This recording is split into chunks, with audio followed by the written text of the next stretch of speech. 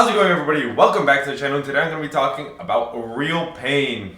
Before that, I will get into the title of today's video. It is my birthday. I was born today 20 years ago, 2005, if anyone wanted to do the math, but I doubt anyone wanted to. Yes, I've been very busy with my roommates and stuff like that. I also wanted to get into another thing that I did. Something great. I have it hanging right here. It is the Austin Half Marathon. It's actually a very cool medal. You can also use it as a belt buckle.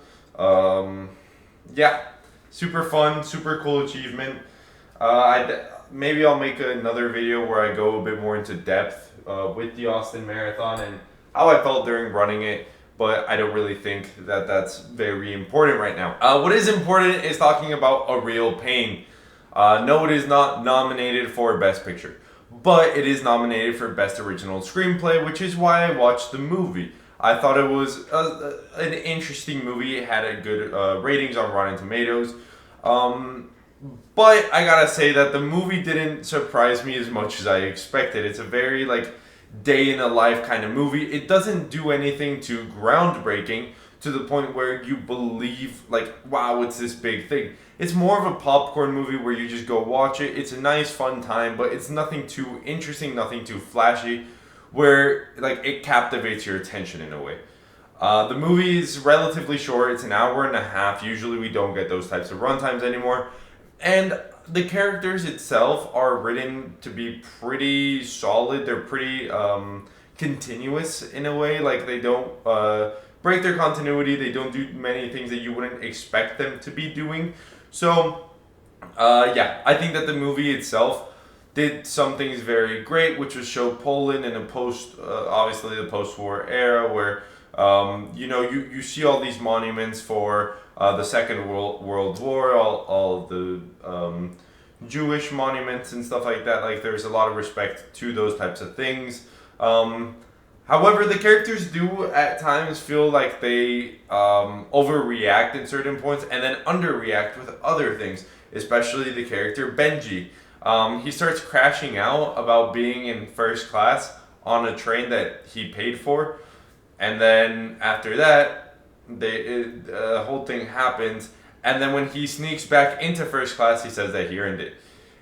There's a bit of those types of things where the character just kind of breaks a little, and we don't really get too much plot of why things are tense until the climax of the movie is what I would say, where there's a scene where Jesse Eisenberg is just talking, and that's where we get a lot of the climax and a lot of the exposition for what was supposed to happen. Again, like I said, it's a very day in a life kind of movie. It's not going to be something too flashy.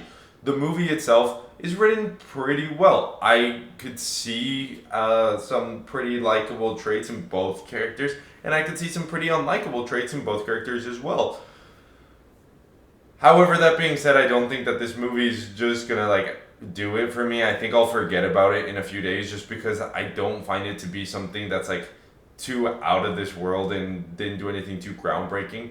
I guess the one thing I will say, and this might be a spoiler, but I don't really count spoilers for these types of movies since there's not really too much going on. The only spoiler I guess I would say was when they go to the concentration camp, and you can really just kind of feel the dampness in the energy. Obviously, atrocities happen there, and I don't want to downplay any of them. And the movie does a really good job at showing that, because it is the one time in the movie where everyone is just quiet and everyone is shocked. It's a very respectful moment to all of those memorials, and I think that the movie does an extremely good job at showing how people react in those types of situations. Obviously, no one wants to be in that situation, because from what I've heard, it's a terrible energy. You feel really really deeply lost in that place, and so definitely that was one of the highlights of the movie. I feel just how they embodied that energy.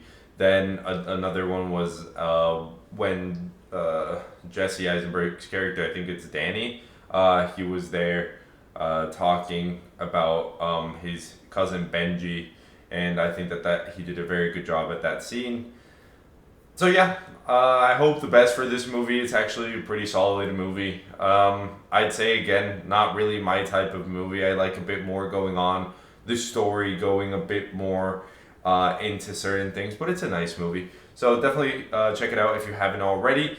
I will see you all in the next one. Thank you for watching. Peace out.